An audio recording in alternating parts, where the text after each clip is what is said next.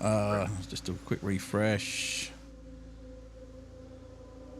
We are. No, we're not. Do another quick refresh.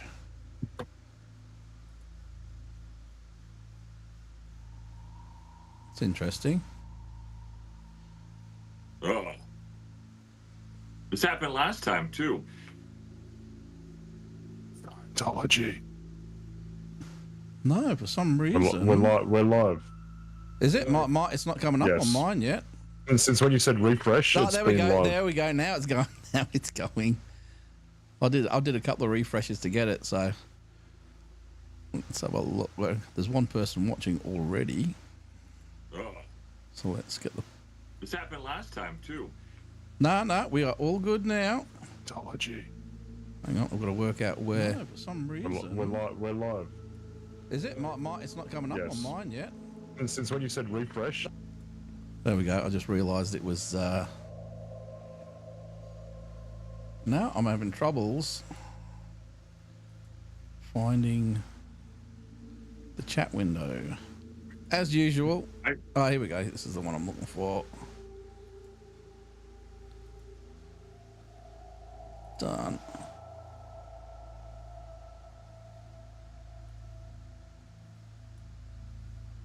Make it a bit bigger though so we can actually see it.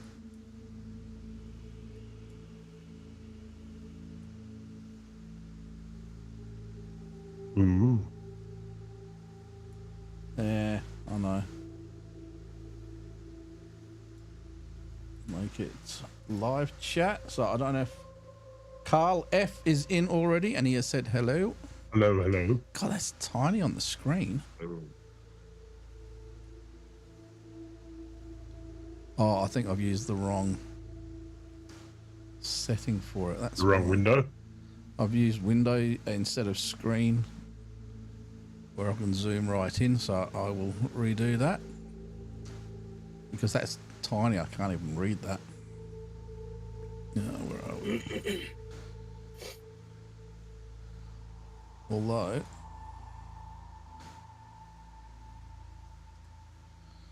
property or blending mode. Have you broken it, Gary? I just can't bloody... It's as usual, I've got to look around. I've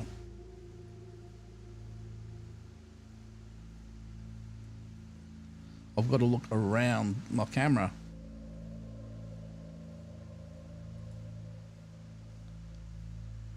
And I've just got to remember which blend mode I need to use on it to make it work properly.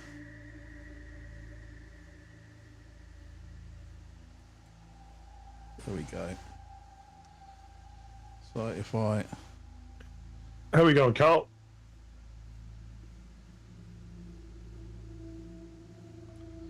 It'll take him 30 seconds before the answer comes through. Yeah, I know that. It's always the case. We have 4 people in now, so I don't know who else is there. Come and say hello in the chat while I'm getting it all set up. I think what I'm going to have to do is drag this over here so I can see what's going on in the chat. And then watch that on the big screen when it comes up on the big screen later on. So we do have Jay from the Enfield Demon House with us tonight. We are not obviously not going to be live just yet. We're going to be starting our thing up. I mean, we are live, but the show will start in a few minutes. So how are you, mate? Are we live? Yeah, we are live. We're good, man. We're good. I said wait until the music comes. That's the quietest I've ever seen you, mate. That's absolutely well done. I didn't know you could do that. Maybe he had some music going on in his head or something. Yeah, I was waiting for the music and for the I was waiting for like the introduction. I heard "Hello, mate," and I'm like, "Is this where I talk or not?"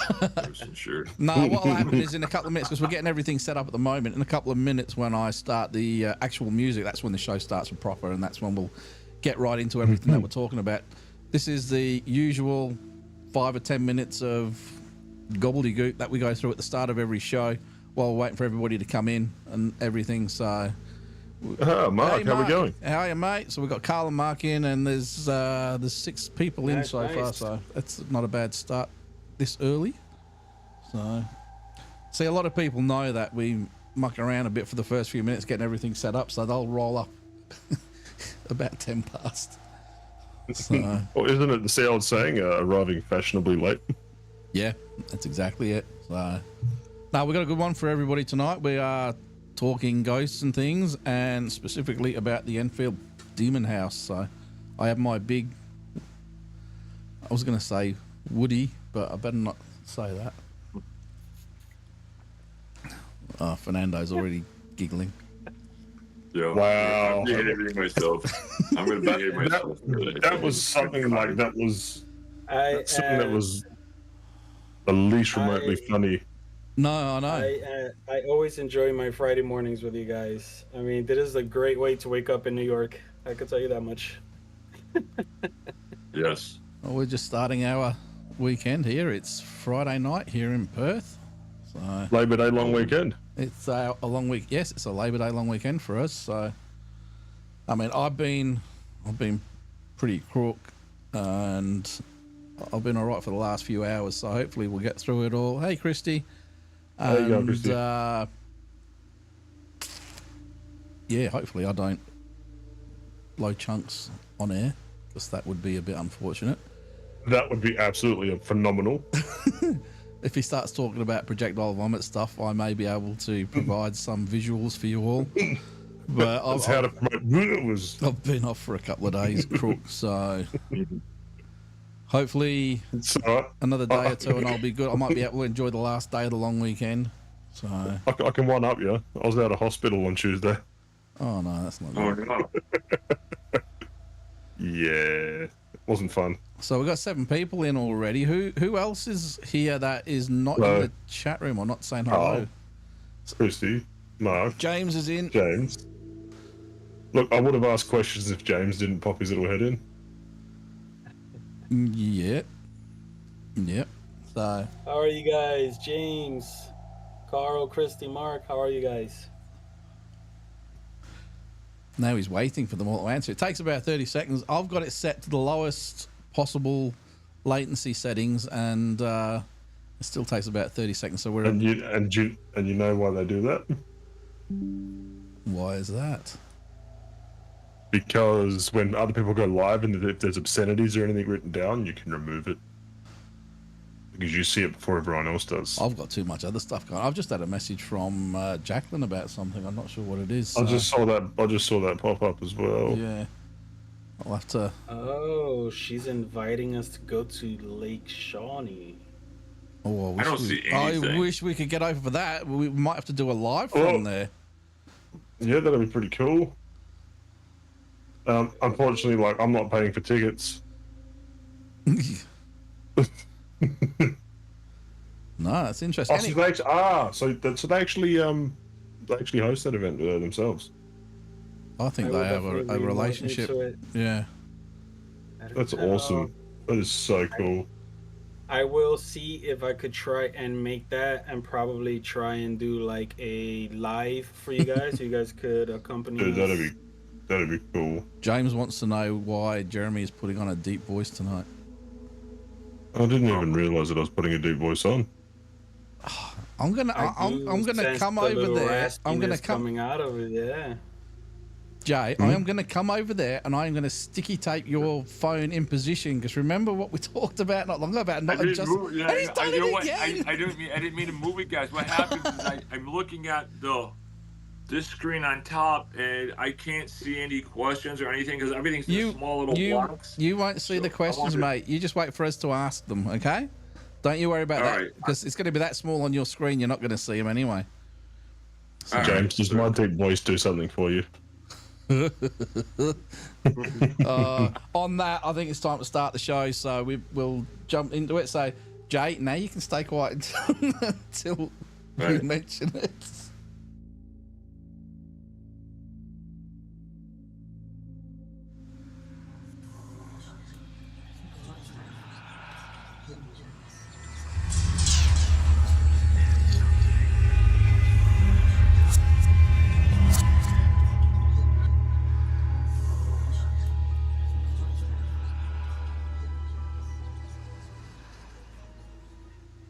Hey everybody, we are now live. So this is the official start to the show for everybody who's been watching so far, what's been going on. Jay is officially allowed to talk now. So, how are you, Jay? I'm doing great, guys. Thank you for having me back on the show, and excited. Yeah, well, we have obviously the usuals, Jeremy and Fernando with us, and we're going to get into it. So tonight, you've all met Jay before when we've been talking about the Enfield Demon House in Connecticut, and you've been on another show where you've seen us do a walkthrough, and you've heard a lot of the history of the place. Tonight, we are specifically going to be talking all about the paranormal happenings, what people have experienced when they've been there, what famous people have been there, and what they've had to say about the place. And Jay has a lot of stories that he wants to tell, don't you? Yes. Yep. We do. So three questions and lots of stuff like we always do. Ask lots of questions. I'll do my best to answer them in my best of my ability. Cool. And for all you guys that are watching and that are in the chat room, if you guys want to shoot through some messages as well, any questions that you want to ask about the place, just put them in the chat and we will put them to Jay and we will find out what he has to say about those as well. So, Jeremy or Fernando, do you want to start off with asking the first sort of question? I actually have a half decent one that'll be really easy for you to answer. How did the house coin the name the Demon House? That is a good question. Well, it started back when we did our first television show on Animal Planet. There was a famous director that had came up. She used to work in LA, and she ended up moving to her father's house in Pennsylvania to be with him. So she took a job, and she did not believe in the paranormal. She told me, I don't believe anything with ghosts, nothing. She goes, it's a job. She goes, and that's it. So when she came up, things started happening. All the batteries got drained.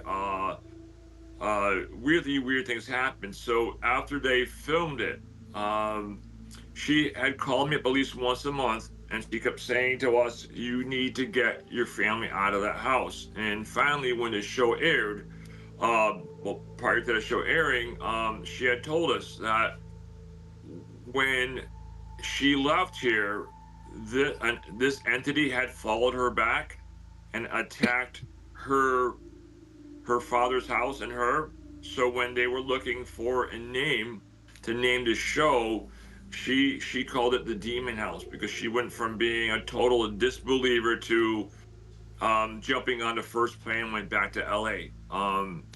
Things were happening at her house. She was hearing noises, all kinds of awful things. So when they were coming up with a name, she said, you know what, let's call it the Demon House. And that name stuck. Over the years, we tried changing it to like some different cool names, like the Enfield Haunting, this or that, but everybody knows us as the Enfield Demon House. So we go by two names, the 1771 Enfield House and the Enfield Demon House. So what's the 1771 Demon House? Is that like a postcode or? Well, what that is that was the year that the house was built, was in 1771. And we were trying to get away from the Enfield Demon House because having the word demon or anything like that in your name, like, as a business, it doesn't attract always like ghost hunters. You get some of the extremists. It's more of an extreme name. So we were toying with the idea of trying to come up with a pretty decent name. So we decided to call it the 1771 Enfield House. And I thought it was a pretty cool name, but people got confused and they kept saying, oh, it's the 1771 Demon House. No, it's the 1771 Enfield House. But what happened was, so we when we created the LLC, we created under the 1771 Enfield House. So when we do our business, on our business logos, it says the 1771 Enfield House. So it's kind of confusing, like a lot of things are. Yeah. So, I mean, most people, I guess, would make contact with you through your website anyway. So you maintain your marketing through that. So when when how do I put this?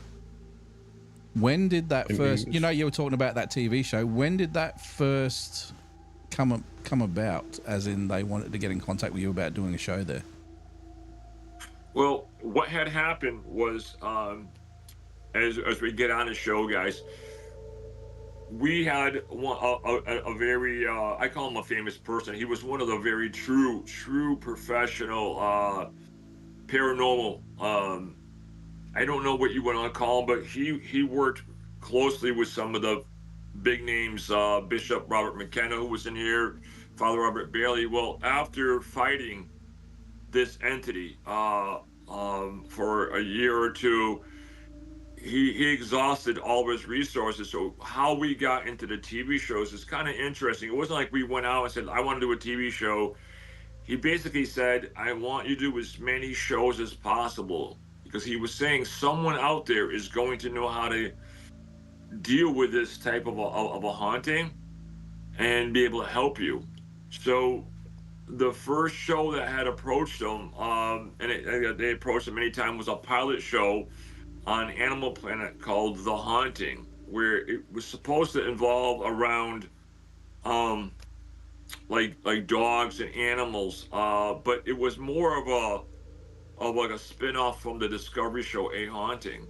Mm-hmm. So his name was Bob Baker. He was a true paranormal warrior, and he encouraged us to do it. So he contacted they actually contacted him, and he actually had us put in contact with the producers of the Animal Planet.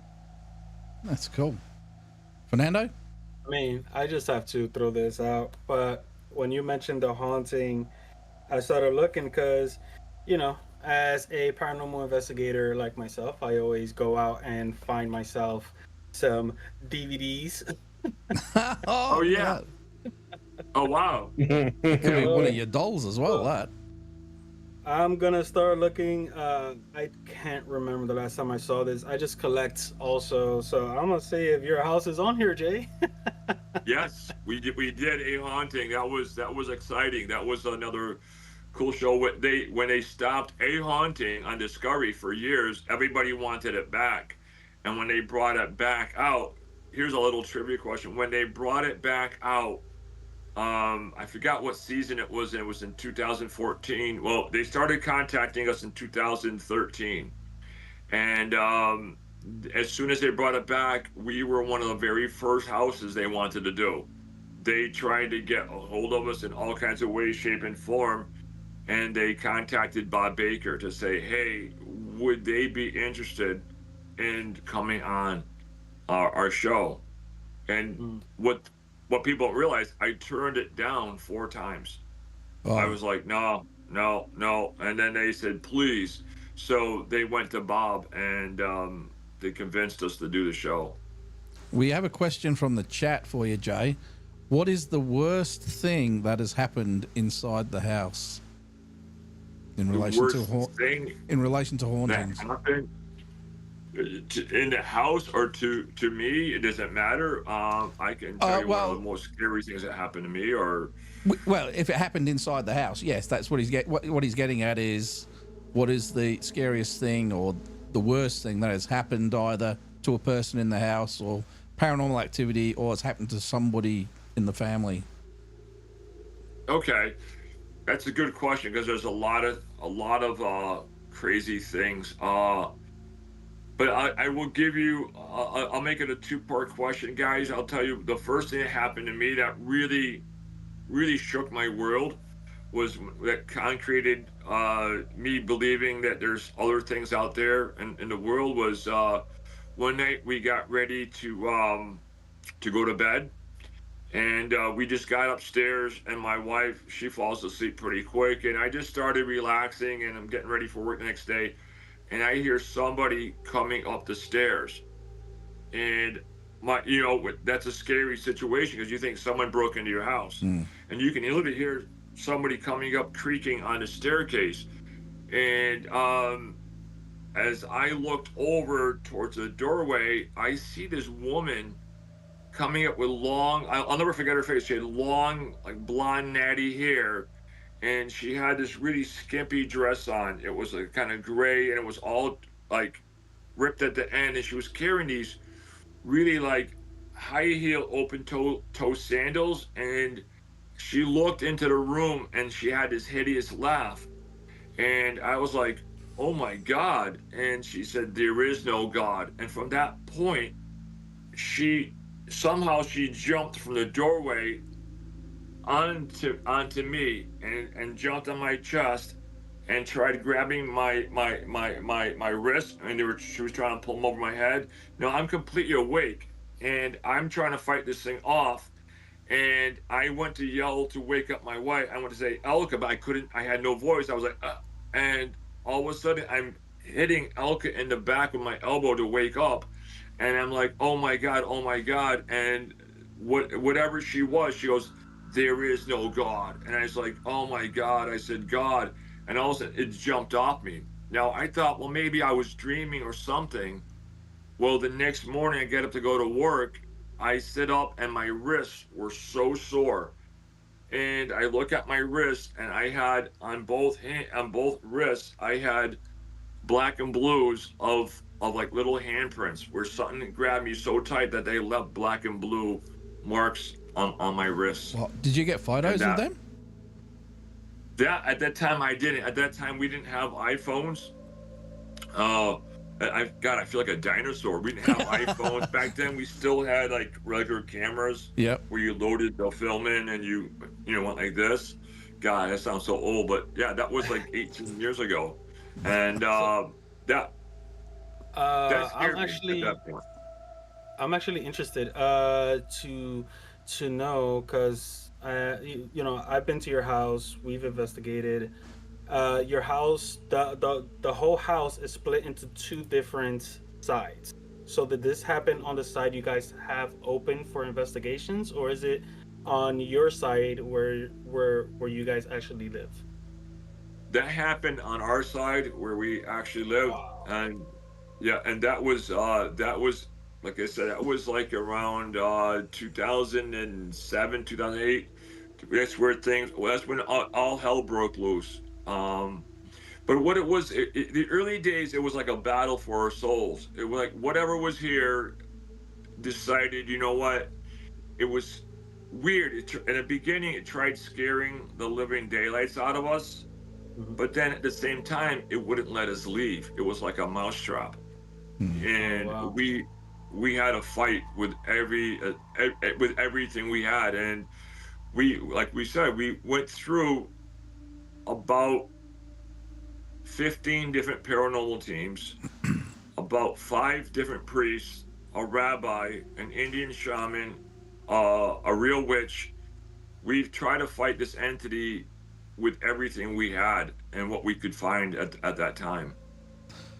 I mean, when I was doing, because I actually created a trailer for hopefully to put together a good YouTube video for the infield house. I came across news clips and just a bunch of articles from the news and all this and that. How did all of that happen for you guys, as far as getting that notoriety of the news going to your house?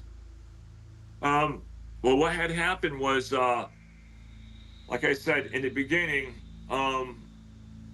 we didn't believe in the paranormal, but when things started happening, like I said, it ramped up. I mean, when you're actually watching something levitate and get thrown, your mind can't compute it. And even like in religion, like you're taught, like as you grew up as a Catholic back then, and you go to church and you believe, okay, you got Jesus Christ, God, everything, and then you have hell and you have eternal damnation. But when you're literally watching and you're seeing real paranormal unfold almost on a daily basis, your brain really can't compute. So what had happened was, we started back then, there was not a lot of paranormal teams. So what happened was, we were looking in like in the yellow pages, like in the old telephone books. We were trying to look online, and there were like few paranormal teams out there, and we were going through paranormal teams, like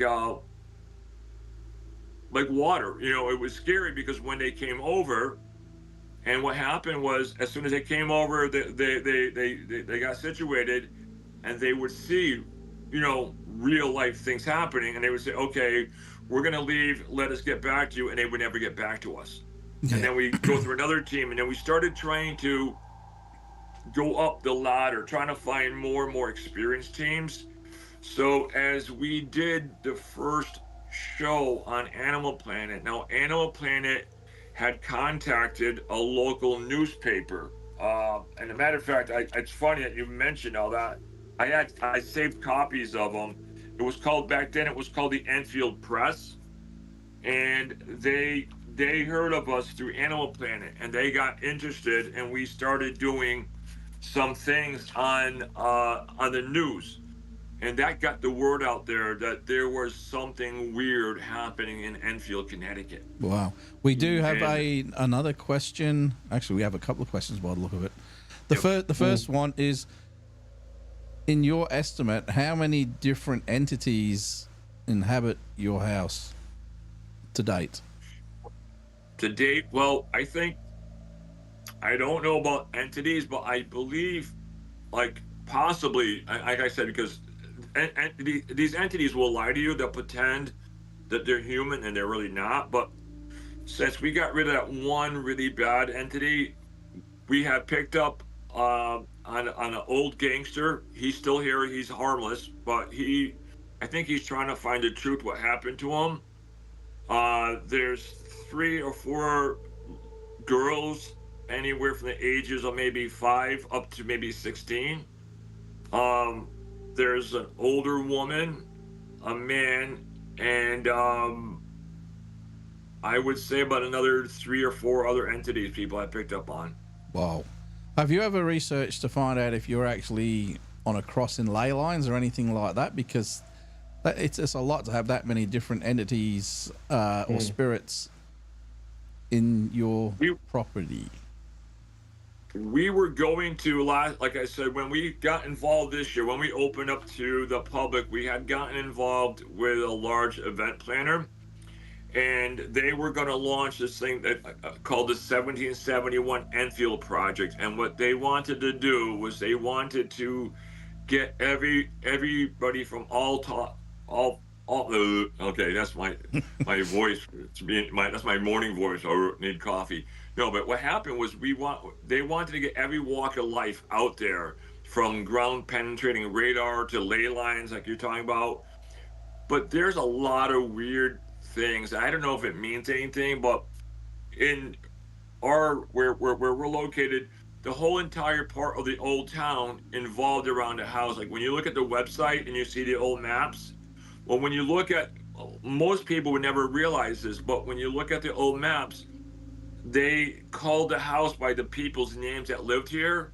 So what you wouldn't recognize is like, oh wow, that's the Enfield house, because it was listed under Mrs. Marion Arna or Mrs. So and so. But what we did find out was, I don't know if you guys can see my fingers like a triangle.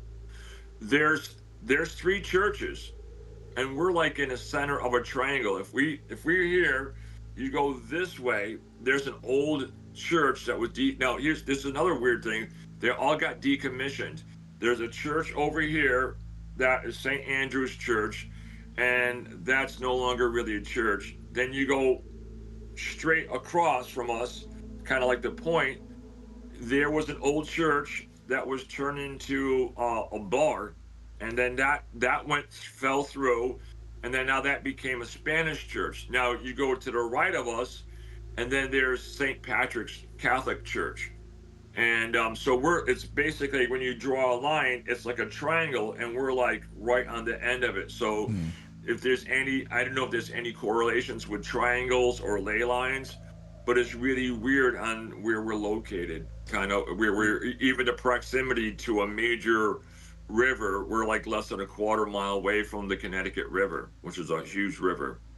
Oh, that's just what James was asking. Is there any running water nearby, like a river or an underground aquifer close to your property? Yeah, and I believe there must have been an old well, because like I said, in 1771, we weren't even a established country. We were still under British occupation, so there would have been British soldiers, like they would have called them redcoats back then, Yep. walking the streets. Um, so there must have been wells too. There must have been some type of wells. We believe this might have been a larger property at one time, like a farm. There must have been a carriage house, possibly slaves. We don't know, because everything built up around the house, and throughout the years, we believe pieces of the property got sold off to make way for modernization.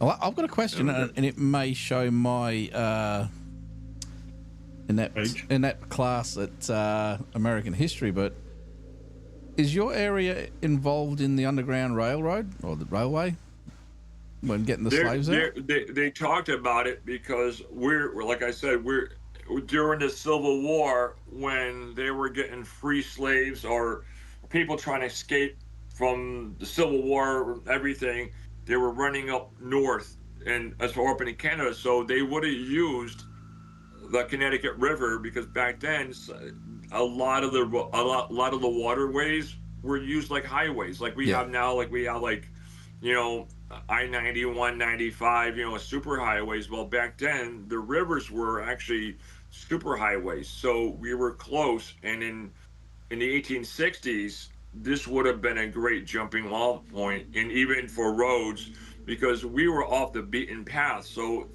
the main historical area is about 2-3 miles down the road.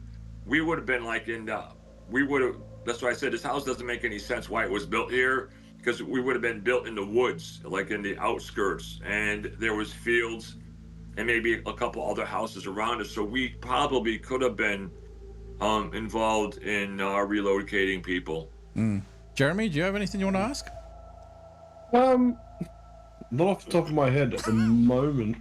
Everything's kind of fallen into place for me. All right, I've got a question. I've got a question for you.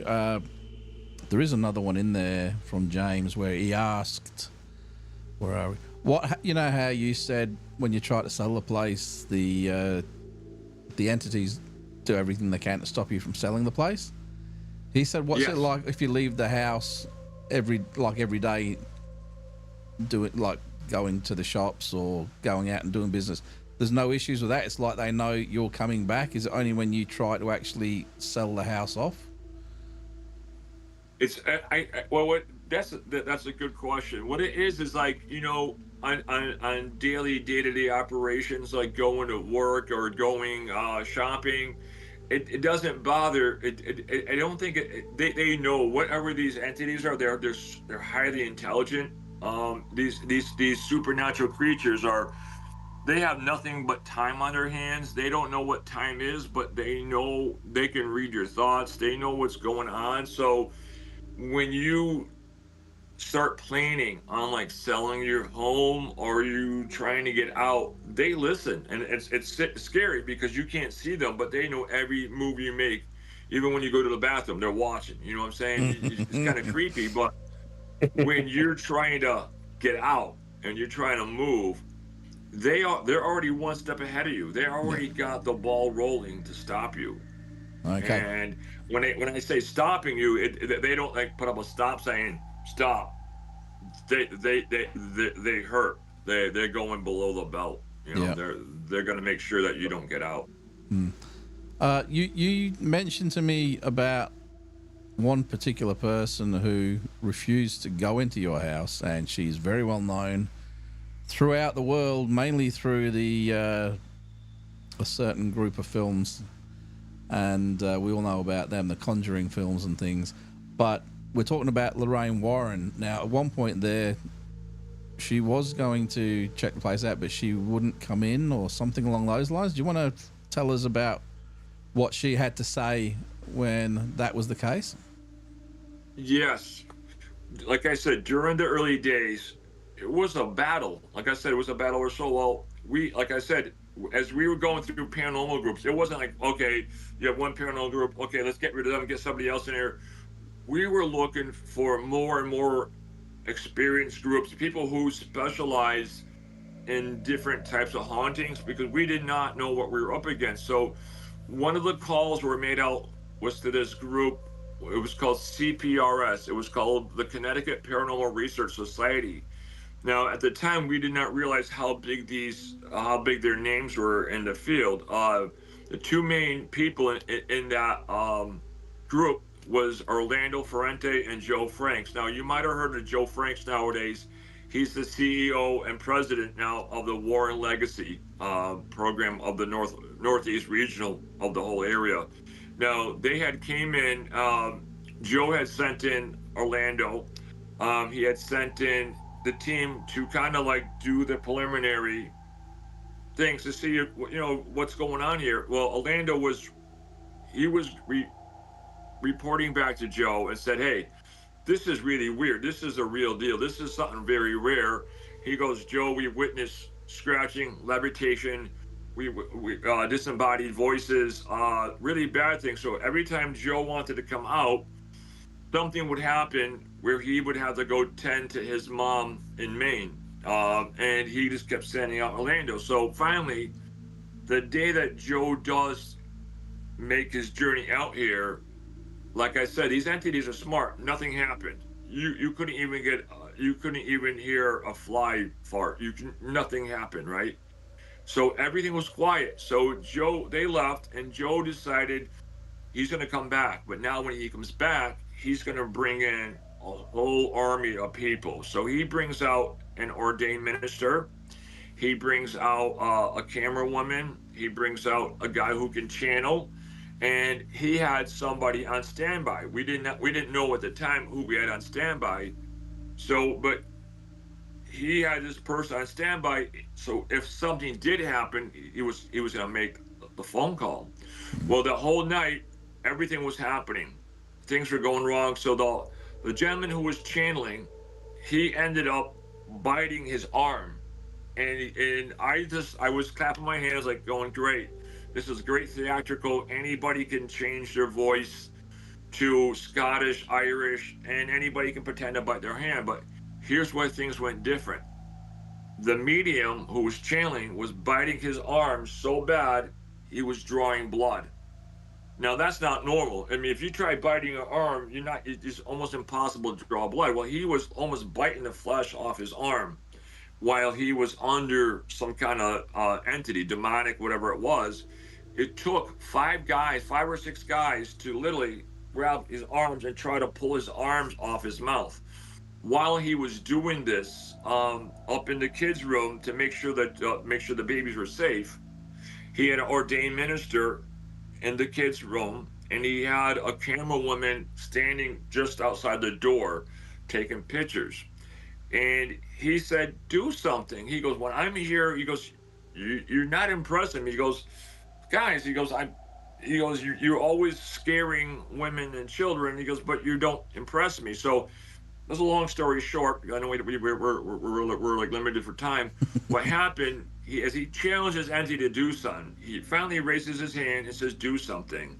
When he does this, the entity says, all right, I'll show you. He picked up a 235-pound woman, threw her 8 feet down the hall. She hit her shoulder onto a door jamb. We heard his loud scream, Joe, Orlando, help me. And I ran up. I saw her camera blown across the room. She's laying on the ground.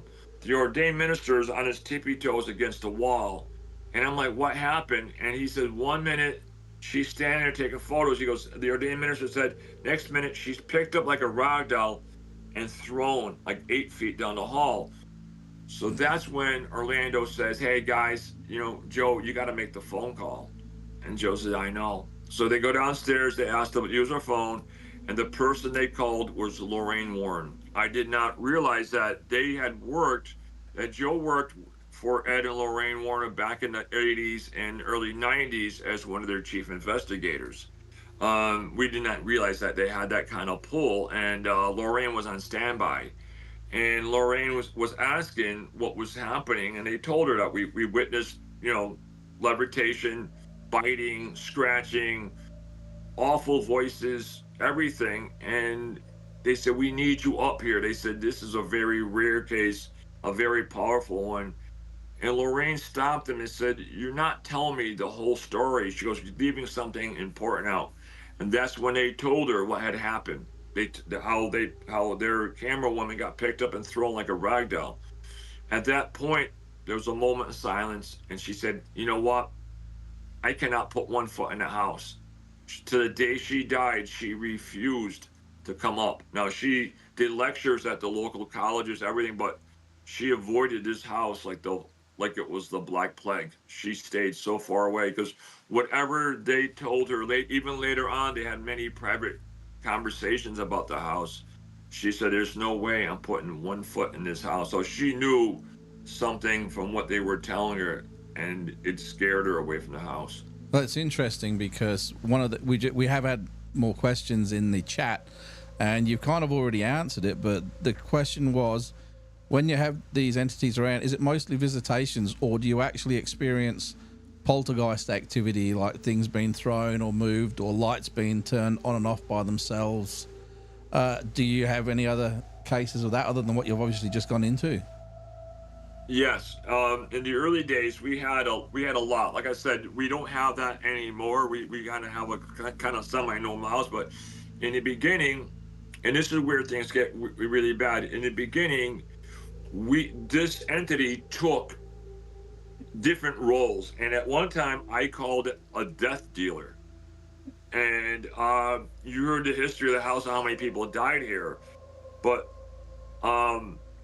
one of the things, like with different things like poltergeist activity, we've watched things materialize. People have watched it. Like I said, early days, people watched like something in the basement, like a giant black blob form, like a mass of like ooze. But we had many people get attacked. I'll give you an example. When I went back to college for a while, and I was talking to one of the guys, at school.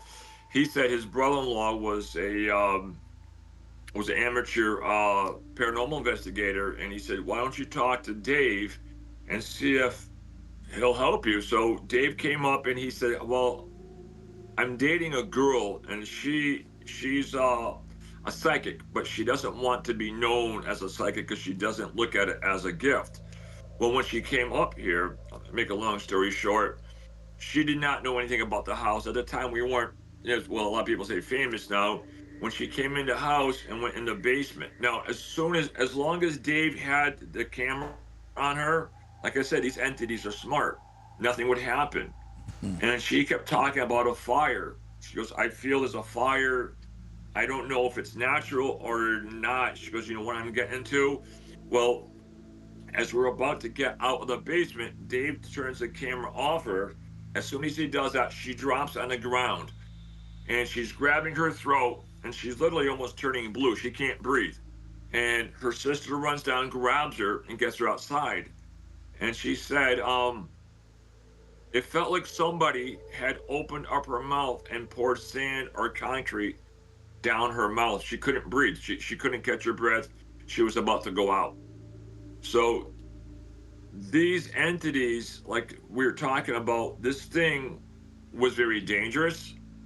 And you could see, like in the early days, a lot of people were dying. Either my family members, we paid an awful price. A lot of my family members died mysteriously, but that didn't just stop here. The neighbor across the street died unexpectedly. My other neighbor was shot to death on his doorstep. My other neighbor next to me actually went in for day surgery at a hospital, and they gave her the wrong blood type, and she died. And so I started calling this thing like a death dealer. It's like it has to feed or something. Maybe we had many theories, and it's really creepy. It's interesting, guys. You guys got anything? Fernando? I'm actually reading a very good question from James. Have you seen any of these spirits or entities? I think he's actually already answered that with the lady coming up the stairs and jumping on and choking him out. Yeah, I mean, because I keep on remembering what Jax was talking about that night. That she saw someone staring at her from the porch, and she said that he looked something like, like just kind of with his head tilted, and somewhat like just blank in his stare or something. So I'm just questioning whether or not if this might be that entity, that Um, death dealer. well, like I said, there's been many. I've seen giant shadow figures that went from the floor all the way up, like giant black masses, solid masses. Now, a lot of times, like when my brother was alive, he had talked about a black shadow man coming down from the attic staircase, going across the room. But now that stuff, I, you can kind of wrap your head around it. But other things that we've had been told, and I'll try to get in a few of things for you guys, is the lady who did the research for us at the town hall. She worked as one of the managers for the department. Um, she walked by her house one time, and that was the last time she ever walked by her house walking her dog. She saw something that looked like it had, like, how some frogs, they have like little things that they could stick to the walls. Well, she saw this weird looking creature that was attached itself, and in her own words, was like on the side of the house, walking up the side of the house. And her dog at the same. What happened was, her dog, she said, my dog stopped and started growling at your house, and that's when I turned to look. And she said, I saw this really weird creature walking on the side of your house, going towards your roof. Now, when people tell you that, you're like, yeah, okay, it's hard to believe, but you when you start hearing more and more people telling you weird things, like what you're saying, that Jack saw something outside the window. We actually had a tenant a few years ago, that thought I was like a peeping Tom. I was looking in the porch window, and she tried calling us up, and when she realized we weren't even home, she goes, there was nobody out there. She goes, I thought it was you trying to stare into my window. And she goes, and I realized when I called you, you guys weren't even home. She goes, and that's what started getting her on edgy. So there's many different sightings of weird things, I guess, guys, out there. There's not like one particular thing. I don't know what it is or what it looks like. I don't want to see it, in real form, I guess. We've had a comment in the chat. Mark's gone, I'm really enjoying this episode. So people are really interested in what you have to say. Now, going on with what you were talking about just then about this creature out the front, you did mention earlier that there have been sightings, or you've seen other very weird creatures, I believe the word was you said. Do you want to go into that a little bit? Yes. No, I mean, some of these things, guys, and I'm trying to get myself restrained here from asking questions, because if I go on autopilot, you'll never know where we're gonna end up, and who knows where, maybe on Mars. But so I'm trying to keep myself restrained and trying to. So what happened was, we not only myself but my kids, and other people have witnessed things. And one of the things I noticed on is, I don't say I'm sensitive, but I've always had a close tie where I can feel like certain things, in my life, and that pretty much kept me alive. But one of the things that had happened was in 2010, and I'll give you a couple scenarios. Was in 2010, just before we found out that my brother had passed away. We had a metal gazebo that we had. We were sitting under like the gazebos, and it got picked up and thrown over my neighbor's yard, and it wasn't broken at all. Nothing was broken. As I'm getting it, my wife was out to helping me, and I told her. Now, she thought I was lost my mind. She probably still does. I said to her, I said, get in the house. And she said, what are you talking about? I said, death is here. And she said, I said, she goes, what are you talking about? I said, no. I said, death is a real person. I said, I don't know what he wants. Now, this is how I'm talking to her. I said, get in the house because death is here and I don't know what he's doing here. Because as I'm getting that thing over, I had this weird sensation of some type of a dark entity and it felt like death. And I told it, I says, you don't belong here, you need to leave. Well, that week, I had found out my brother passed away. A week later, my dog passed away, Elka's dog. And the week after that, my sister died. Now that was one thing. The other thing was we would be sitting outside at nighttime, like I said, under the gazebo. We would be playing cards and having music. And sometimes you could see something jumping in the trees, going from tree to tree, but it was invisible. Now, when I first saw it, I thought maybe I'm just losing my mind. I'm hallucinating, maybe something. But my daughters over the years said, Papa, there's something sitting on that house. It's got long legs, it's crouched down, and it can spring. And so we've had sightings of that. And then other people who came over said, you know what, you think we're going to be crazy? But she goes, I feel like there's some kind of like giant bug like or some kind of creature sitting on the roof. She goes, I can't see it, but it's like I can almost visualize it. And now we don't talk about these things because you kind of feel like that you're like kind of mentally ill, you know, like people are gonna lock you up in a mental hospital. Because I mean, when you start talking about creatures and things jumping from house to house, be like, okay, you know, what have you been smoking? You need to stop. Well, when you have other people telling you kind of the same scenarios, then you start to fit in, and you don't share your stories and you listen to what they're talking about. So we have some sightings of some kind of weird entity. I don't know if that's the death dealer or soul eater. I mean, there's so many things we've talked to people about over the years what these things could be. Could it be an alien from another dimension? Could it be a demon? We don't know. I'm sure. What else the people have witnessed here from a giant blob with oval-looking eyes. I mean, we've had some pretty amazing things that people talked about. A couple of years ago, one of them was his name was Father Ruben. He was a lady had called him up who was a paranormal person to check out the house. We knew. And she remembered the old days when she was here, and she just called Father Ruben up, and he talked about this creature right next to her. And he was a great creature, and it almost sounded like he was talking about the movie The Hobbit. And as he was saying, there's this thing here. Now, my daughter Mackenzie, she kind of has an insight to this stuff, and I'm looking. So she's out there, and he says it's on your right side, and she's like trying to spray holy water, and we're like, this is kind of creepy. And we're like, no, we're like, Rose, you're not throwing the holy water on him. He's literally standing behind you.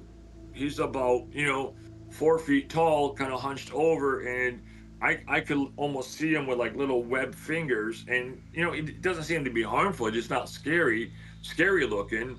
And she didn't see it, and several other people did. Kind of like squinting their eyes, you can kind of see something there. So, yeah, there's many different. It takes many different shapes and forms, or maybe there's more than one. Maybe this area is a vortex. I'm not really sure. It's interesting because Carl in the chat room has asked, do you consider these cryptids, as in living, flesh and blood creatures, or more metaphysical, as in, like we were just saying, come in through another dimension, or they're there and then they disappear kind of thing? Are you close to like bushland or forest area where you are? At one time, there used to be. If you go to my where I'm sitting here, if you go to my left and you go straight over, you're gonna go through a couple of houses, maybe another street or two. Then you're gonna hit railroad tracks, and then you're gonna be right at the Connecticut River. So we do have woods. We do. It's even though it's like in an older part of town, you do have trees. I mean, we've seen foxes, skunks, raccoons. There's wildlife here. So and once you cross the river, you get into more rural areas. You get into another like a more like suburbia. So My feeling is like whatever. If there was a vortex, another dimension, I don't know. I think there's things that when you if you looked at like all from the medieval times to everything from Europe, like for example, you always hear like from Asia to Europe to all these different countries.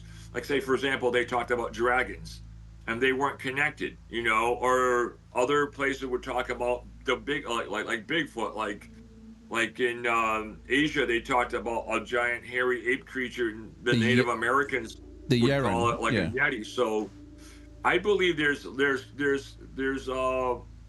a whole other world out there. I mean, if you'd said this to me 20 years ago, I would have said, "Yeah, right, guys, whatever, right?"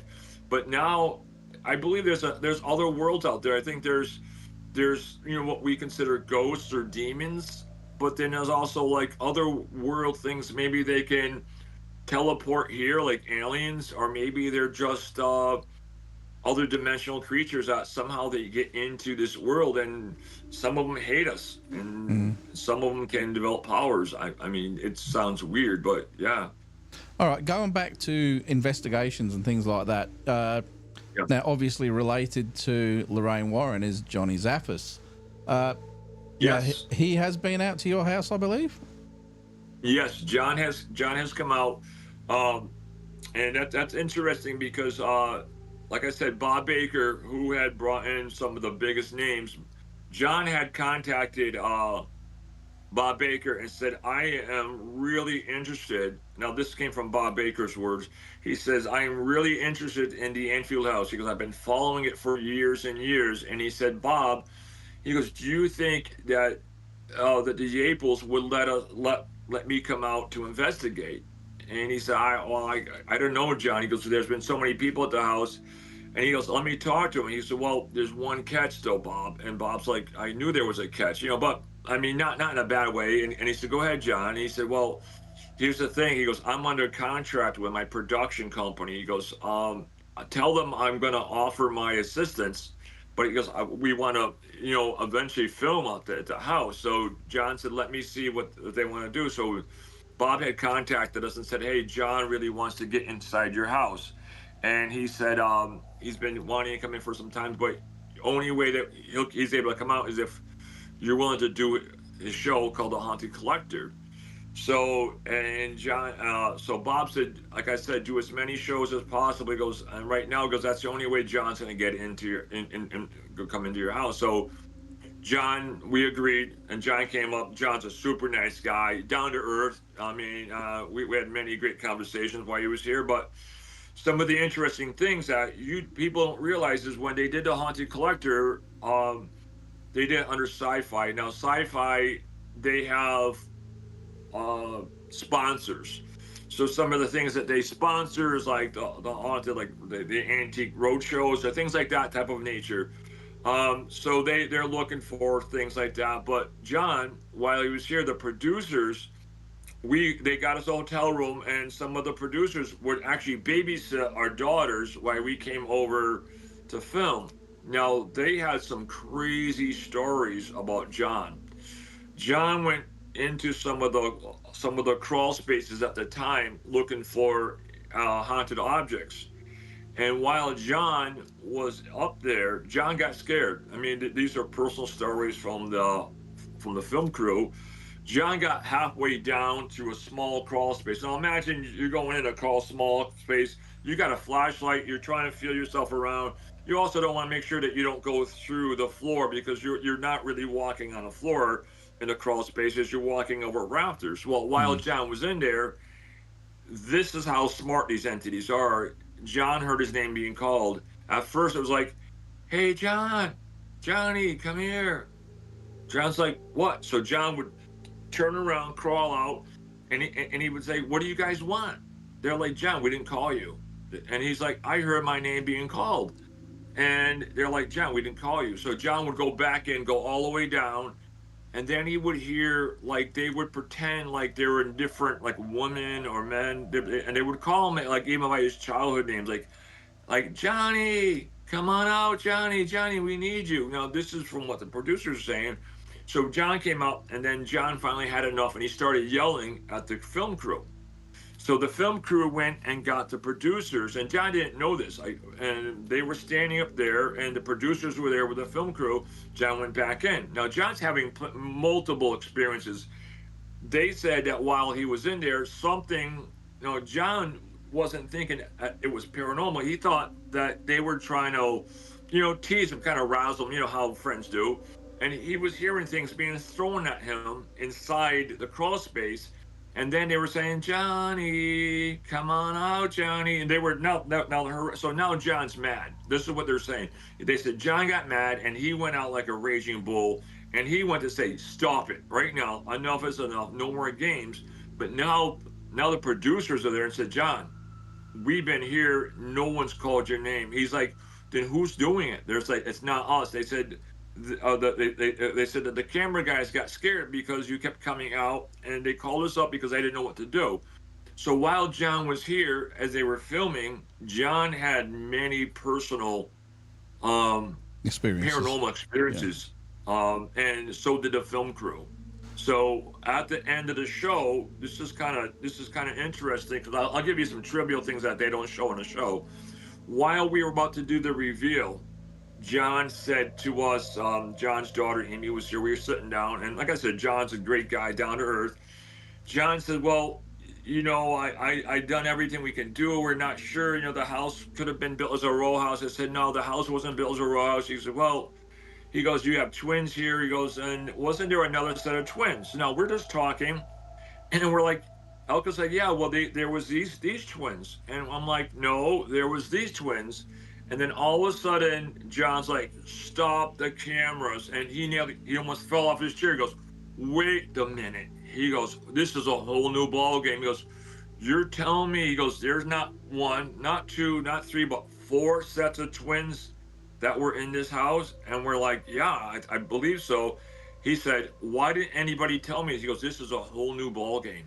He goes, "You didn't pick this house, guys." He goes, "The house chose you." And so yeah, John came in, and John had, like I said, I could go on for hours talking about things that happened, but yeah, John had many personal experiences while he was in the house. It really messed with his mind and the film crew. I've got there's another question in the chat from James. He's asked, have you ever provoked, or have people investigating your house ever provoked the spirits? And I'm assuming where he's going with that is, have they had come back from doing that? Well, like I said, that one entity was removed, we believe, in 2015. What we do is when people come over to investigate and to rent, we kind of set up some safety guidelines. That's one of the reasons why we say no Ouija boards or no type of divination devices where it's like a direct type of a conjuring, not like talking to a spirit thing saying, what is your name, but it's more like purposely going to trying to summon something. Yeah. We tell people don't do that because they, and they look at us. Some people look at us like we're like, yeah, right, whatever. Because but you got to live there.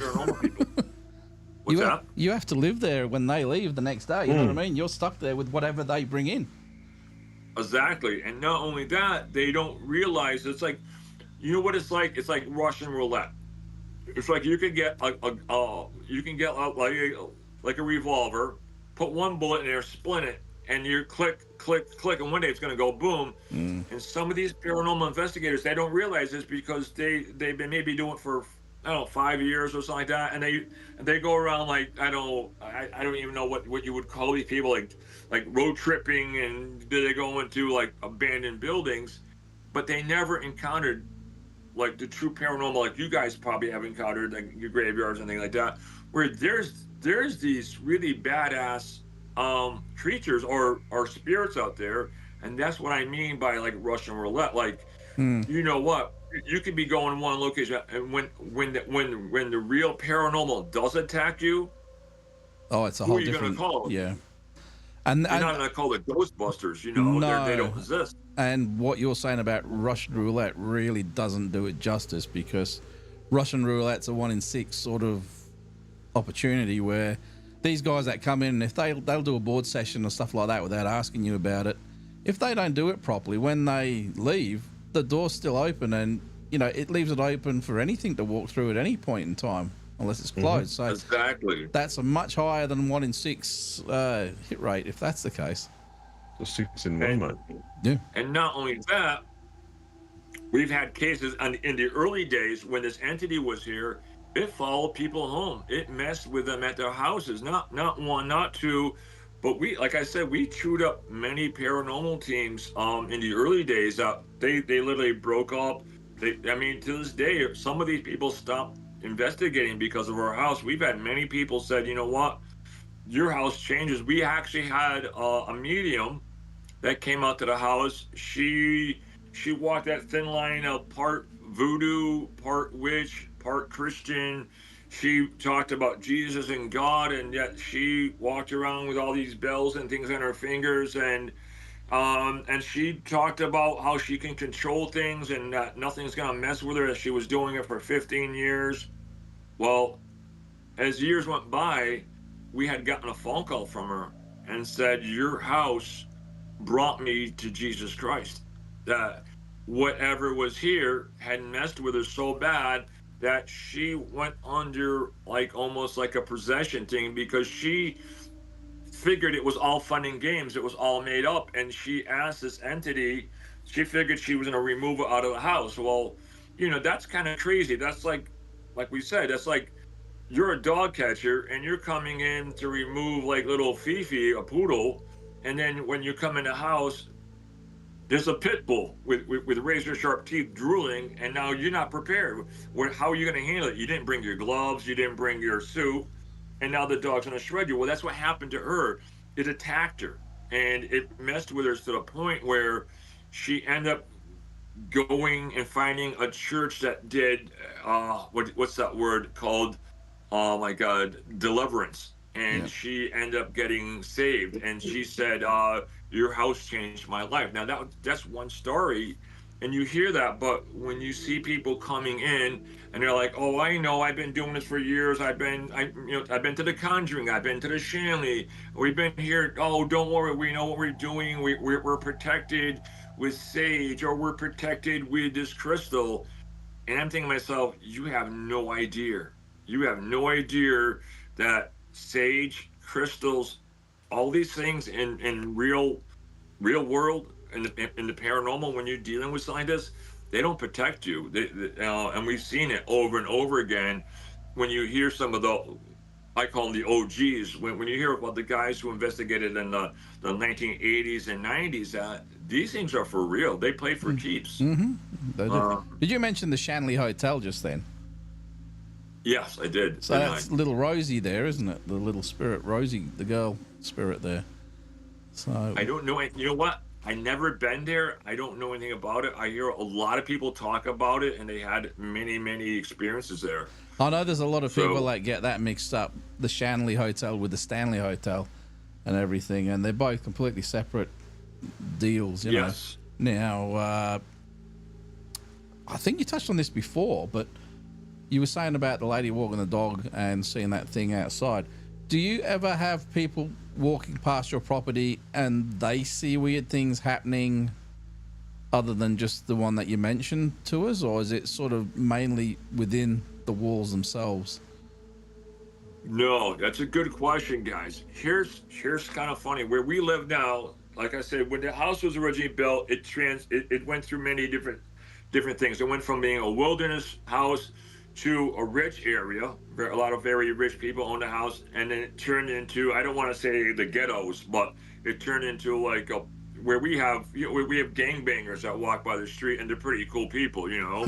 But here's the funny thing that you mentioned it, Gary. Over the years, I would go on my front porch, I'd have my cup of coffee, and people would be walking by, and people would get right near the property line. They would turn and literally cross the street and walk on the other side of the street, and when they got past our property, they would cross back over. They did not want to come anywhere near our house. And I remember this guy, or this kid, right? Everybody knew him in the neighborhood. He was a real tough gang kid. I mean, you know, he wore his colors, and everybody said, "Hey, watch out for this kid." I'm like, I seen this kid grow up, you know, and the kid always had respect. Hi, Mr. Yapel, how you doing? And he told me one time, and I didn't know if he was, you know, on drugs or something, but he said, while they were hanging out one day, he said that he saw something, and that's what he said. He goes, "Do you have things on your roof?" He said he thought he saw something on top of my roof sitting. And he said, "I don't know if I'm, you know, if I'm having, you know, bad experience." He goes, "Mr. Abrams, you ever have anything like that ever happen?" I said, "Well, I heard people talk about these things." So yeah, so I mean, in a way, yeah. I mean, you got people from all walks of life, and I believe some people do. I mean, some people are just afraid to walk by our house, you know. Even like the Jehovah Witnesses out there, they won't come to our house. You know, are they knocking What a everybody's shame. door? Yeah, But you're lucky they there. won't come to our door. You know, Very lucky maybe that's a there. good thing too. I don't know. Jeremy, have you got any more questions? So yeah, you were speaking before, and James had asked a question on it as well about when you tried to leave in times where it would not let you leave. Was there instances when you were trying to sell the houses, as in, was there big events that had happened that have kind of left marks on you or impressions, or? Yes. Why? Okay. Why we couldn't leave the house? Okay. So this is a good topic, because a lot of people have asked me. I said, well, you know what? You must love the paranormal. You must love the drama, because anybody else would have, if you really experienced this stuff, you would have just picked up and left. And I said, it's not that easy, and people don't realize it. Well, I'll give you a couple of quick examples. I don't know how much time we got left, guys, but I'll give you some examples. The very first time we were trying to move out was we started around 2009. We were only here maybe 2.5 years, and where I was working, I switched jobs. I got another job, and where I was working, I became friends with this attorney. His name was Michael Auger, and so Mike said, I don't believe in ghosts, whatever. He goes, but I'll help you guys get out of that mortgage. He goes, do as much work as you can in the house. We're going to refinance the house.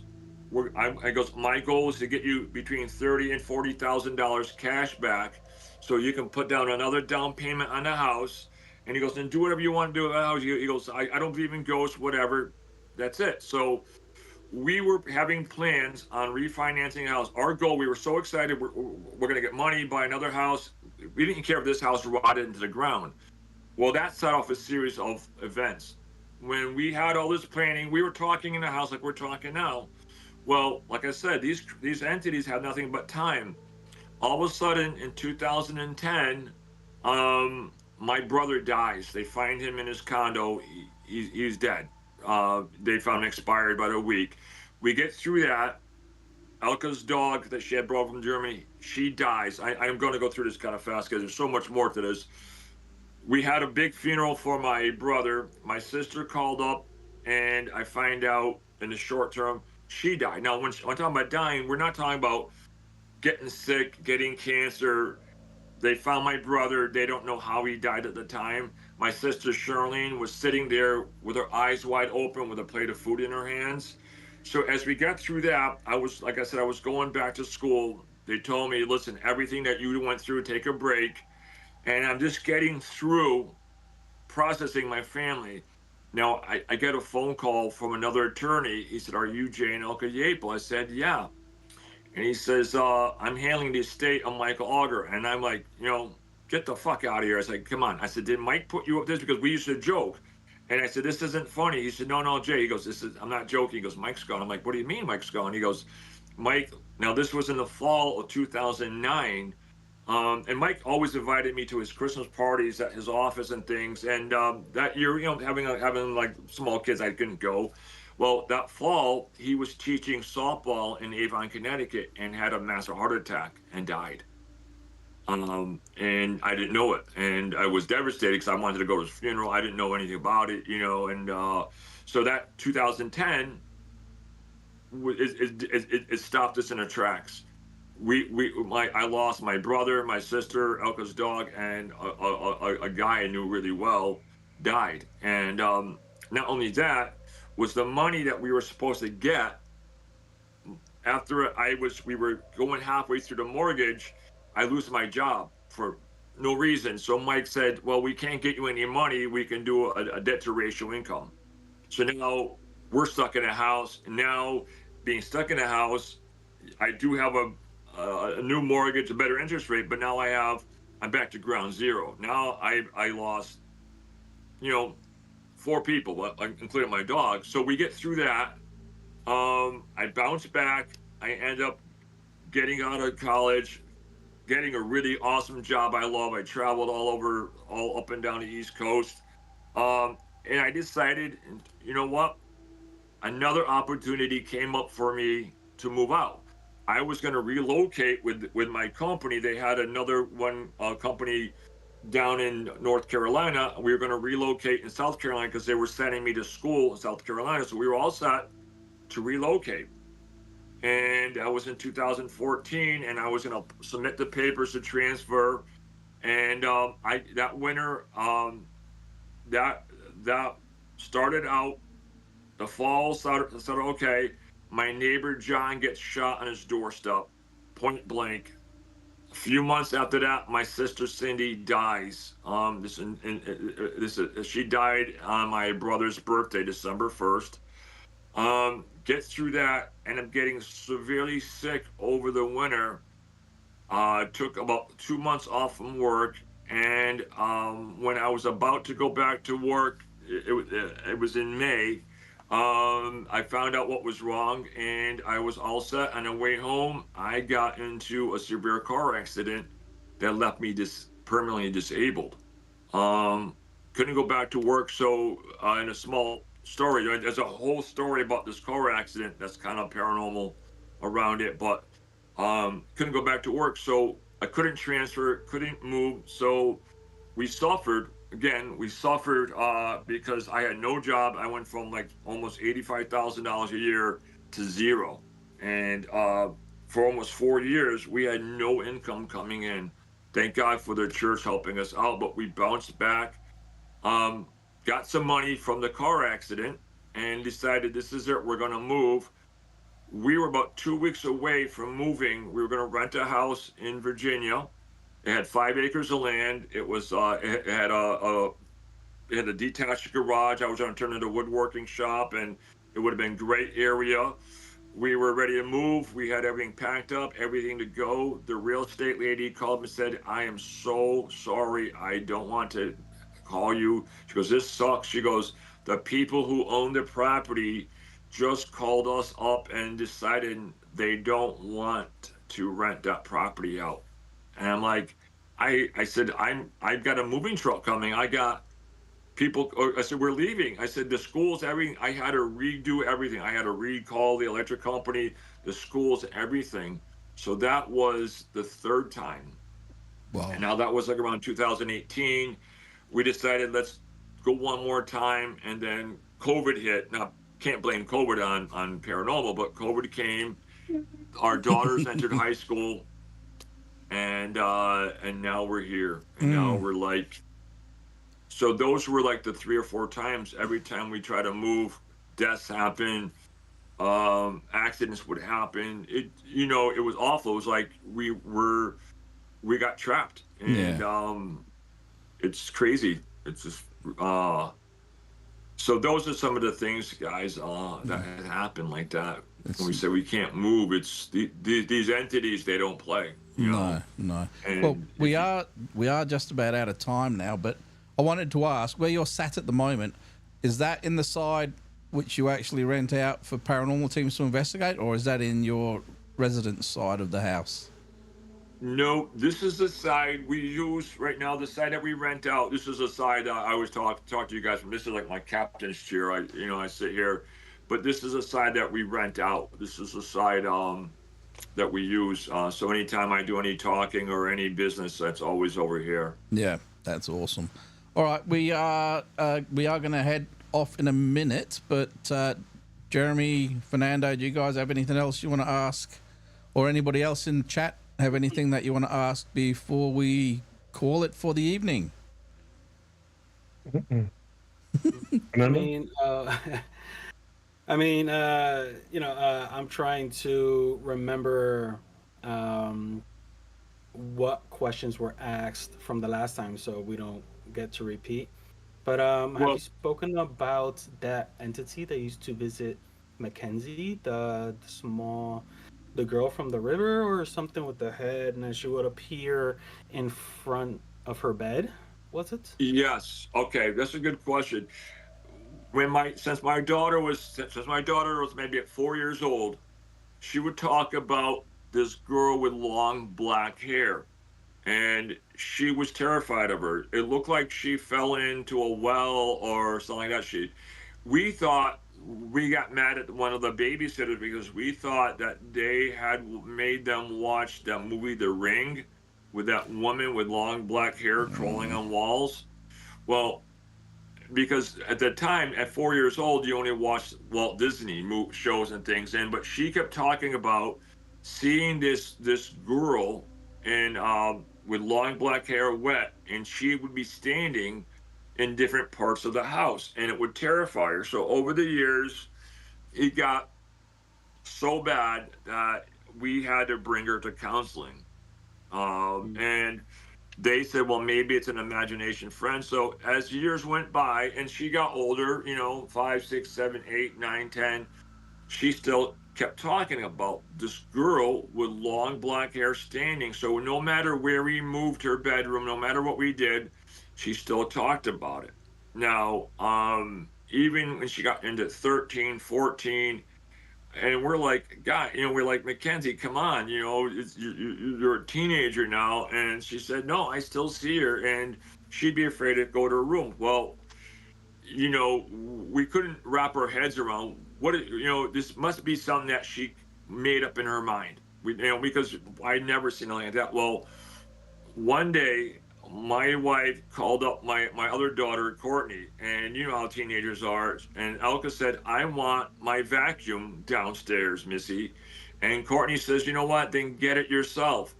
So she said, oh, no, no, no, no. She goes, you bring it down. So as a dad, I decided to be the mediator. I said, you know what, I'll just go upstairs, I'll get it, have her put it on top of the landing in the attic, and I'll just go up and get it. Now I go up the stairs and I go to reach for the vacuum, and out of my peripheral vision, I look into Mackenzie's room, and guess what I see standing in her room? This girl with long black hair, looked like she fell out of a well, something like that, standing there, hovered over, staring at Mackenzie's bed. Ew. And I just held onto the vacuum. I looked at Courtney's room and I looked back. And as soon as I looked back to get a full view of her, I see her dematerialized. And I went downstairs, and Elka jokingly said, you look like you might have seen a ghost, because I had this really weird look on my face. I said, I don't know how to tell you, but I seen the girl that Mackenzie talked about since she was 3, 4 years old. I said, she is real.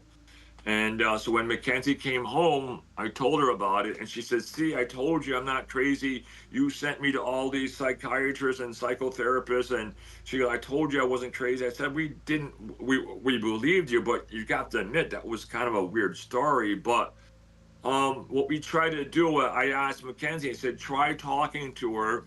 Maybe she's stuck. Maybe she doesn't know. Maybe she needs to be crossed over. So Mackenzie said, I'm scared. I said, no, I'll be there with you, and I'm scared too. But she talked with her, and the little girl went away for almost 9 months, but then she came back. They always come back. For some reason, they don't permanently go away. For some reason, they go, but then they're drawn back here. So I don't, there's like a portal, but that's Sounds one like of it. the stories that have been there. But like you guys were saying, like we fought the fight, and some of the famous people we had was Father Robert Bailey, Bishop McKenna, who did all the high-profile cases, but the guys who came in and fought and that were able to get rid of the entity they called Spooky was Reverend Farley and Jay Dodd. And I don't know if I talked to you guys about Jay Dodd, what happened to him. while he was fighting this entity, Yeah. and how it almost killed him many times. Yeah. Um, Yeah. You went through and that it last came time. with a high price. So Yeah. these are some of the battles that we had to go through. I mean, I'm sure some of the viewers out there probably think, Jay belongs in a mental hospital, but No. other people like, no, it's real, No. I am actually interested to know is your side of the house like a mirrored version of the guest space for the paranormal location? Is it like the same layout?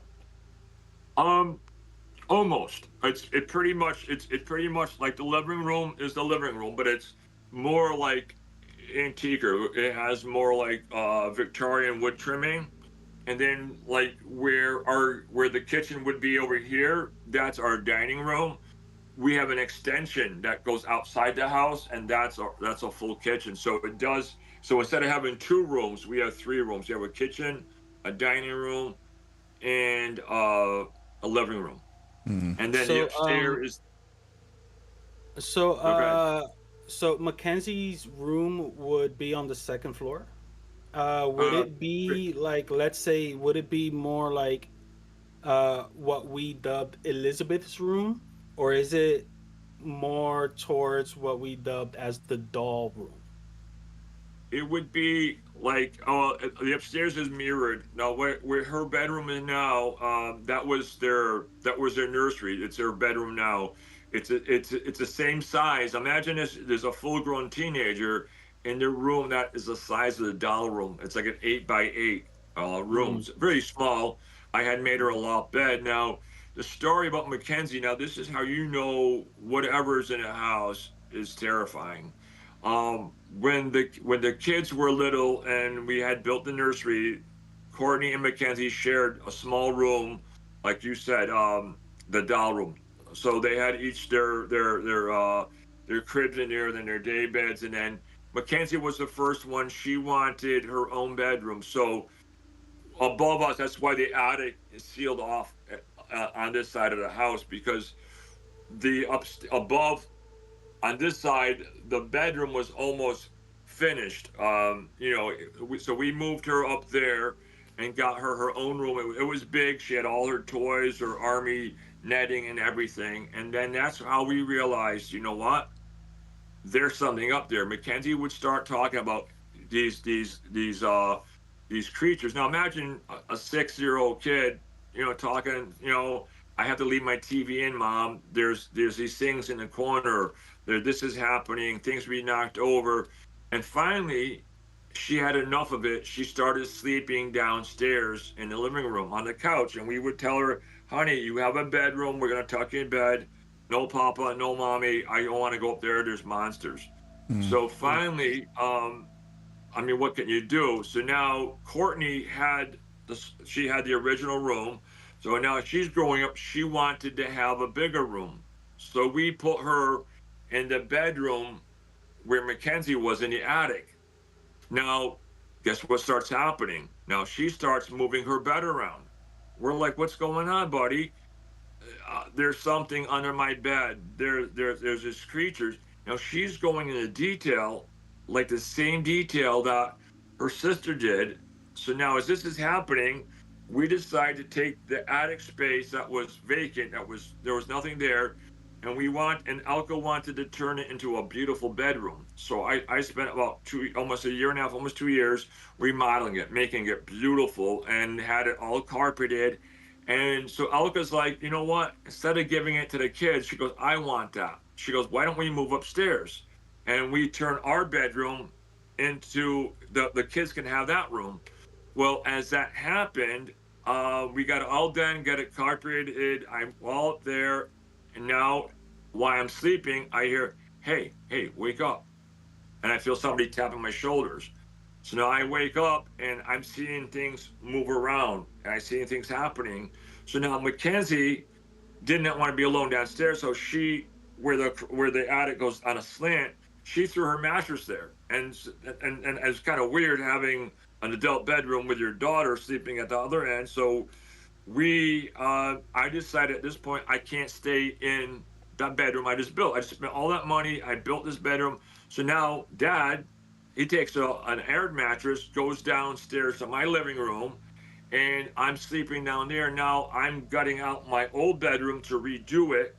And now Elka's talking about, you know what?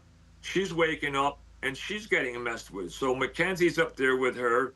I finally get that built, right? So now Courtney says, you know what? I want that room now. So now Courtney gets that room. Now no, that was Mackenzie's room. So now Mackenzie has that room. Courtney has the one up above us in the attic. So now finally Kenzie has enough. She's not sleeping in any room. So now the small room, which you dubbed like the doll's room, Elka had turned that room into her arts and crafts room when she does her arts and craft business. So Mackenzie comes to us, and this is how busy I've been over the years. She goes, I want that small room back, and I want the loft bed that Dad made me. I said, oh my God. I said, you want me to redo that room again? So I redid that room again under the promise she was going to recarpet that room. Then we took Courtney and moved her over to the room on our side in the attic that had carpeted, turned the room that's above us upstairs into Elka's arts and crafts room for her business. So we've redone all these rooms over 3 or 4 times in the past 6-7 years. Yeah. And finally we had Mackenzie settled in to that small room, and guess where she's sleeping now? Back downstairs in the living room because something's messing with her again. Now she's 17, and and she'll go up there, she'll play video games. Even if she's talking to her girlfriends, it could be 2 o'clock in the morning, she'll grab her pillow, she'll grab her blankets, and she'll come downstairs. She won't sleep in any of the bedrooms because of what's in the house. Wow. That's actually very interesting because I didn't know that you guys had carpets on your side of the house. Because, you know, while we were doing investigations, we've been questioning footsteps, you know, whether or not it's coming from your side of the house. But since you have it carpeted, there's no way this, you know, almost like a high heel kind of shoe hitting the wood. You know, it's pretty great. I actually have one curious question, and it's about the backyard. We've heard stories that there could be a possible people buried in the backyard. And the last time we were there, the dog was digging a pretty deep hole. What happened to that dog? I mean, to the hole. This will have to be a quick answer as well, because we do have to go. That was from what's his name's dog. Yes, I had to fill that in. Now, here's the weird thing. Over the years, we have dug up really weird bones, and they didn't look like animal bones. They look like human bones. So over the years, now one of the things for Nana that's really weird is my daughter Mackenzie. She tries to play archaeology. She still does. She finds things. So over the years, we have a piece of what looked like a piece of marble, right? A thin piece of marble. I thought it might have been a flooring tile. And for some reason, it never got thrown out. And I would find it all over the yard, you know, probably figuring that the kids would play with it. Well, last year, it was raining out. It rained a lot. And it happened to be on my back steps. And I'm doing some concrete work. And I just happened to glance over at this piece of marble, and I was like, oh my God, holy shit. I said, that's not a piece of marble from a flooring. Do you know what it's from? A gravestone. It's a corner of a gravestone. You can see where it was scribed, where somebody must have been etching out, and it was a piece of a gravestone. So they dug that up over years ago in the yard. Now, when I was redoing my fence last year, because you know how us guys, we build things heavy duty, I couldn't dig out all the concrete that I had made my fence in because I wasn't normal. I didn't just take one bag, dump it in there. No, I put 3-4 bags in. So now I put 200-300 pounds of concrete for one fence post. So now when I went to redo it, I couldn't dig them out. So I reversed. Instead of starting from the same way, I went the other way so I would have fresh holes. I started digging out huge pieces of bones, teeth, and things like that. So I was gonna call up, and report these bones, but then everybody, even some agencies, said don't do that because you're gonna turn your whole entire yard into a nightmare with as a crime scene. They said if these bones been here, they said for 100 years, nobody knows who they are. They said put them back in the ground, say a prayer over them, and let them be. They said they said there's no way of even knowing if they were Native Americans, Indians, settlers, whoever. They said you're gonna open up a can of worms that you don't want, and your life's gonna be. You already have enough trouble with ghosts. Could you imagine what's gonna happen if they start digging up bones? They said your pool's going, the driveway's being torn up. It's gonna be a nightmare. So what we did is, as we would find pieces of bones or thigh bones or things like that, we would rebury them, consecrate the ground with holy water, and just keep moving on. Cool. So we don't know how many people were buried here. I mean, we don't know if there was even a grave site here. So there's in this one, it sounds crazy, but in this one property, this house should never have been built. People were strange. One of the other things that had happened was on the side of the yard where the dog was built, where the dog was digging. Years ago, like I said, that fence and stuff wasn't always there. We told the kids, why don't you go dig and make like a dirt fort? You know how kids dig holes? And now our kids aren't normal. I mean, they dug right on top of a hole that went into the ground with two cast iron rods about 2 inches wide, and they made it in the form of a cross, and there was a hole there. So as they were showing me this, I was able to get my camera in there, and it looked like it was a round dome in there, and it looked like it was like somebody took concrete and had plastered the inside of it, where it was sealed, like it was all bricks, and they made like a big dome. So could you imagine like an 8-foot round brick pizza oven, but concreted inside? So someone took a lot of time in there. But what we found pocket watches, we found pieces of hair, jewelry, all kinds of things. So Mackenzie took it out to be almost like a young explorer. When she did that, the paranormal activity spiked. We were seeing all kinds of things on this side of the house. What had happened was, all of a sudden, a few weeks went by, about a month went by, it died down. I'm like, oh, okay. Elka, what we didn't know was Elka took all the stuff that she found, like the old pocket watches, the hair, and all this pieces of clothing, threw it back in the hole. And she made us fill it back open. She goes, I don't want the kids playing out there. But she also made us, because she considers me as an oversized kid. She made us take those iron rods and form the shape of the cross the way it was. So she wanted everything restored back to where we found it. And then we filled it in, and we never touched it after that. Cool. So all right. On that, a lot of weird things. On that, we do have to go. But before we go, do you want to let everybody know how they can get in contact with you if they want to book to come in and investigate your home? Yes, we have a website, the Enfield Demon House. If you go on any of our Facebooks, the Enfield Demon House on Facebook, or we have another one, the Enfield Demon House CT. Any one of those, there should be a link or another thing that will take you to the website. And there it'll show basically what how many people can come in. And for any pricings or anything like that, we have our phone number. Give us a call. We can explain the prices over the phone and tell you what we have available for bookings and things like that. And if you do call Jay to book the house, let him know that you found the house through our podcast. It'll be interesting to find out. We would be there in a heartbeat if we weren't so damn far away. But we will get there one day, mate. We will get there one day. You guys got to come up. Yeah. I'll put that link on our post that I put up about the live. Yeah, if you do. And one day we will do a round table podcast from your location.